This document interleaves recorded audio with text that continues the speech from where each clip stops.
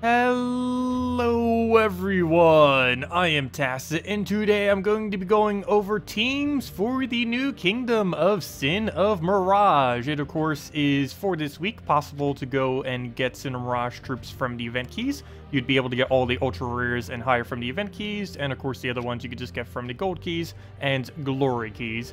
And this will last for the rest of this week, which is about 6 days and 8 hours as of this video recording. But we're going to be going over a bunch of teams, going to go over each one of them first just really briefly, and then some various teams for early game, mid game, late game, and about 6 of them in total. But let's go over to troops and go over to Sin, and here are the 8 troops currently within the kingdom. It's actually a pretty decent kingdom for once compared to most. Just briefly to go over these. Barghast is basically a double damage, double fairy fire, really good with other things that hit 2 targets or 4 targets, so really good synergy with that. It's also pretty good synergy with itself, oddly enough, so that works out nice. Envy is useless, don't use it. Gluttony is a 4 explosion with a 20% chance to devour. This isn't too over the top, but it's noteworthy in that it's only a ultra rare, making it the most viable devourer in the entire game for early game, basically until you get a great maul or something else like that. You can use it in late game as well, though it's pretty inconsistent if you do, so it does have that big downside. It also does absolutely 0 damage if the troop has immune to devour, so you can only ever use this thing on other things that are actually capable of being immune, or that aren't immune. If they have indigestible or if they have impervious, you will not be able to devour them, and that's where he really lacks. But for most other things, particularly earlier on in the game where you don't need to really worry about traits as much, he's going to be pretty decent. Greed is basically only used for quick explore and quick PvP.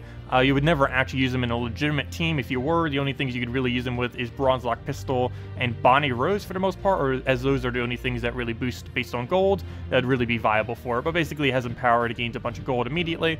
It's good for farming gold, but not much else use for that. Lust is pretty underwhelming. It has the charm mechanic. Charm has always been something that's pretty bad for the most part. It's a targetable charm. The only other thing that does that is Viper. It also has transform at a decent rate, but there's other things that have it at 100%, so not too good in that either. Also, the summons can be a little bit annoying too, so not really too good in that regard. Other than that, it does charm a random enemy whenever an ally dies.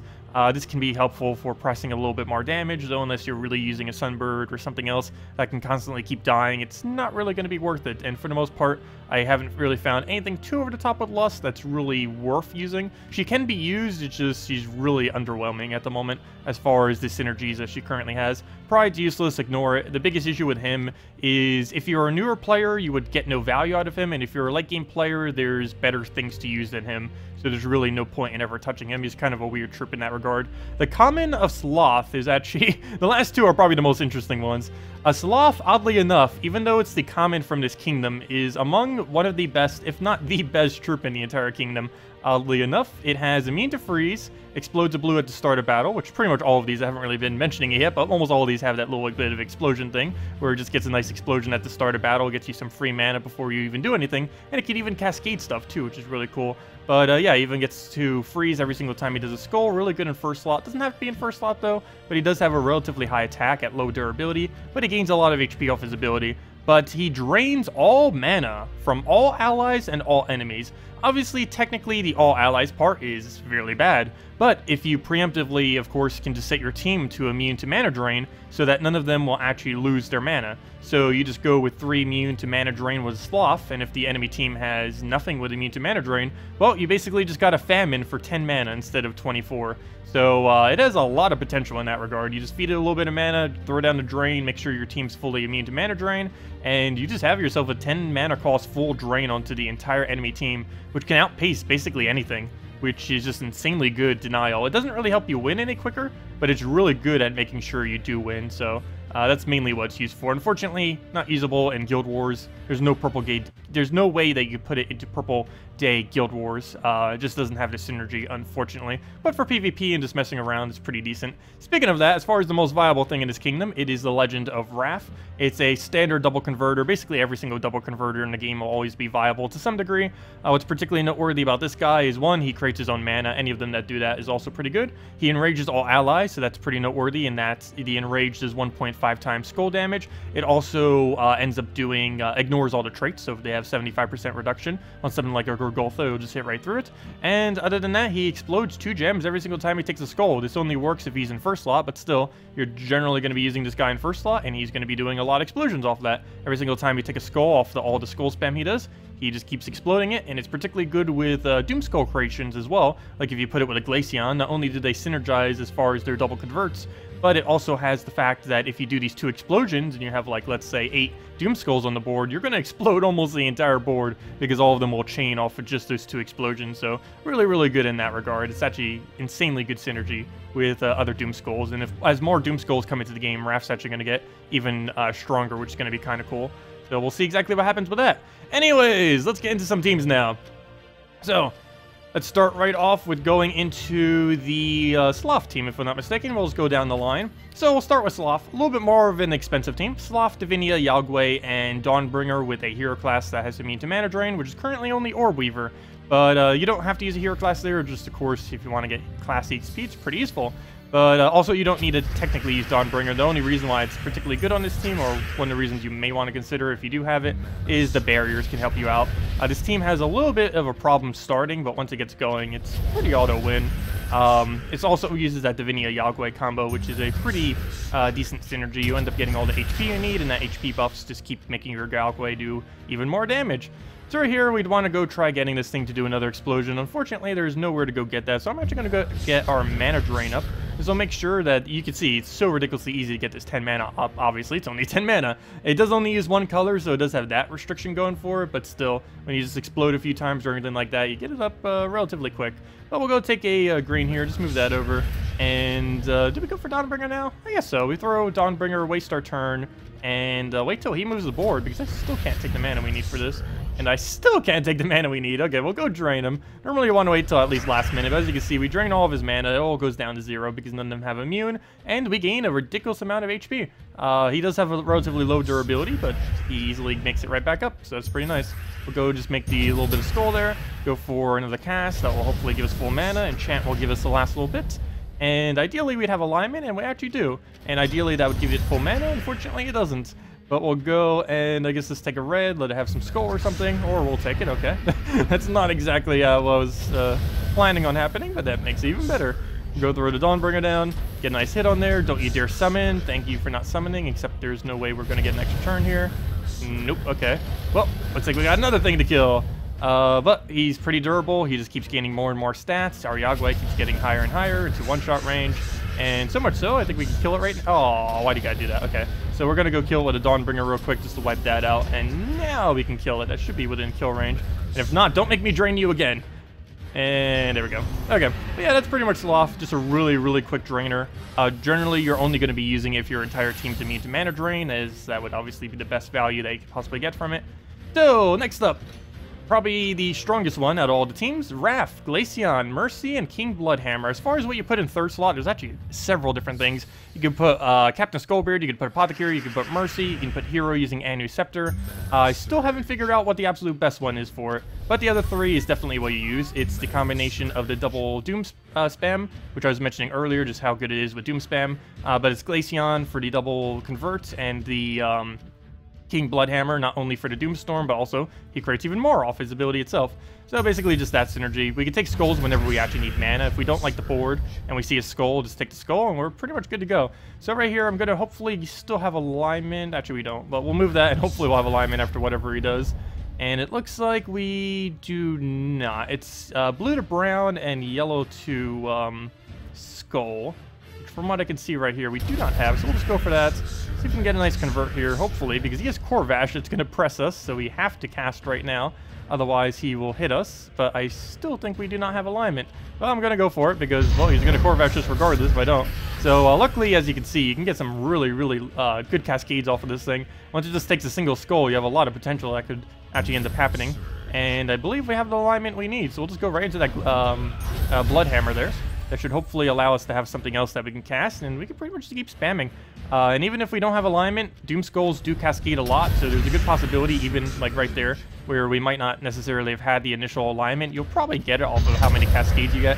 Because even not even counting the normal cascades you'd get just ridiculously off of Doom Skulls, you're also getting every single skull an additional 2 explodes onto the board, and just a lot of board clear. and who knows what could fall. And since it's a storm going, Doomstorm, while Doomstorm has been nerfed this most recent patch, it's still making more of that type come onto the board, so it still increases your chance of landing an extra turn, and this overall can plow a lot of damage very quickly. It can hit hundreds within seconds, and since you have Enrage, you can even hit through any traits and just ignore them. So really, really high impact. The biggest issue it has is it's really excessively inconsistent. Sometimes you'll win in like 30 seconds, other times you'll just get obliterated with your own skulls. So right here, we might lose because it's goblins, but we're going to be trying a Lust team. Lust, as I mentioned, is pretty useless, unfortunately. It's fun to mess around with. There's just nothing really viable to use it with at the moment, to a degree that you'd bother actually using it. Everything else would just be quicker. It's fun to kind of mess around with, but that's about as far as it really goes.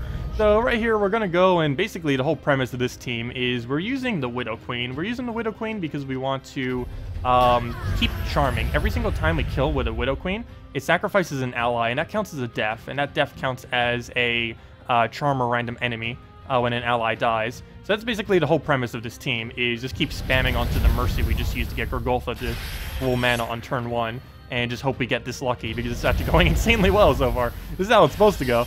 We can even go get another web thing down and just apply some damage. I think I'm actually going to go for that. If we have it, might as well hit it. So we'll go to that. We'll ignore the skull. Actually, we get a kill. I'll go for it. I don't want that thing spamming mana. We know how goblins are. Yeah, that's pretty much the whole premise of the team. Just keep spamming that onto that slot. Keep using Gorgoltha, get your mana right back up. And you don't even need to cast Lust. The whole point we're using Lust is for her charm. It just keeps applying that extra bit of damage. We're using her for literally no other purpose than her charm. But as you can see, it applies quite a bit of damage. That is not how it normally works. It normally works a lot worse than that. But that is generally what the team is like. Anyways, on to the next one. Okay, for the next one, we actually need to go to the other one. So basically, change your difficulty to Warlord 4, and then go with Greed, with the Greed, Soul Blade, or anything, doesn't have to be Soul Blade, and Double Cedric Sparkle Sack. And if you don't have Double Cedric Sparkle Sack, replace out one of them with whatever the event troop is that gives extra resources. Like, for example, this week, you can end up getting 2 times Trait Stones with the Epic that's available. Oh, this just ruined it. This team actually cannot take out gnomes or pets, so we actually have to dodge the battle when we see them. That's the only bad thing about doing this. Of course, it would show that, but at least we got to see it for this. What? No way are we this lucky / unlucky. No way. You would spam it. Okay, can we not get a gnome? I never thought I'd actually say that, but can we not get a gnome? What? No way are we this lucky. Can we be this lucky when we actually want a gnome? What is happening? I've never seen that happen before. Anyways, what you're supposed to do is find a battle that doesn't have a random gnome trying to give you resources, and then you can spam gain resources. Even though you do miss every gnome and everything that you see, it's still overall more resources per hour than actually bothering to kill them. Basically, the whole premise here is we keep repicking into firebomb teams, and you just get a ridiculous amount of gold off your greed, and yeah, you pretty much just win that way. Kill it real quick, get a bunch of gold, go from there. You could try doing something and try killing the gnome. It just takes forever if you were specifically using a team like this. As you can see, we got 5,000 gold for that battle. You just keep repeating that and just get a lot of gold that way. And hopefully you don't find gnomes. That was insane. I've never seen that happen that many times in a row, especially when we didn't want it. Anyways, as far as early game teams, if any of you have been wondering where those have been this entire time, here is one, Hero to Chaos, which you will most likely get for free because you need to go complete out Blighted Lands in order to unlock the Soulforge. So you would get a free Hero to Chaos by doing so. So most people will have Hero to Chaos just laying around. Gluttony, Valkyrie, and Hero just using the starting weapon. Alternatively, you could just go double Gluttony if you don't want to gain Hero XP. Alternatively to that as well, there's even one slightly stronger than this, which I should actually probably go change into right now. And that is Triple Gluttony if you happen to have these 3. I just wanted to show this because this is actually way cheaper than Triple Gluttony. It can be a little bit hard to actually try finding 3 of them when you're just a brand new player. But yeah, Hero to Chaos you get for free from Blighted Lands Kingdom completion. Gluttony's an ultra rare. You just need to try opening Glory and Gem Keys to try to find one. Valkyrie's a rare they can find in Gold and Glory Keys. And you just start with this weapon, so you already have it. So the team I do want to go show, if you happen to have the slightly higher version of this is still early game, but if you were to have all these components, it would be much better than the previous one, if you could finally switch into that. But this with the, I believe it was the Trident banner, if I'm not mistaken. And we'll go switch into that, wherever it may be hiding. Where are you, Trident? I know you're in here. You give all the mana into that Ideally, there'd be a banner that has +2/+1 of Gluttony's color, and then -1 of one that isn't Dragonian Monk, though if I'm not mistaken, there currently is no banner that does that. But this is still good enough. +2 blue, +1 green. And basically the whole premise here is we keep spamming Gluttony. That's it. We just get a bunch of explosions at the start of battle, and the entire time we're just spamming Gluttony. And most of the time, assuming you have fully traded Dragonian Monk, you're actually going to hit full mana on him on turn 1. Which is kind of interesting because you can now go and have barriers automatically, which is very noteworthy as a newer player, because if you're fighting a battle that has way higher stats than what you're capable of actually killing, well, you just got yourself barrier immediately, and as you can see, you just 4 barrier by hitting 4 yellow, and it's as simple as that. And then once you get your first Gluttony up, you just keep spamming Gluttony until you hopefully devour and win. And you keep spamming re-barriers if you need it for not dying purposes, and yeah, you just keep repeating that until you win, essentially. And that is basically the team. You just keep trying to go for devours and just keep hitting skulls when you can. Big downside to this team is the only damage you have is skull and hoping that you randomly hit devours.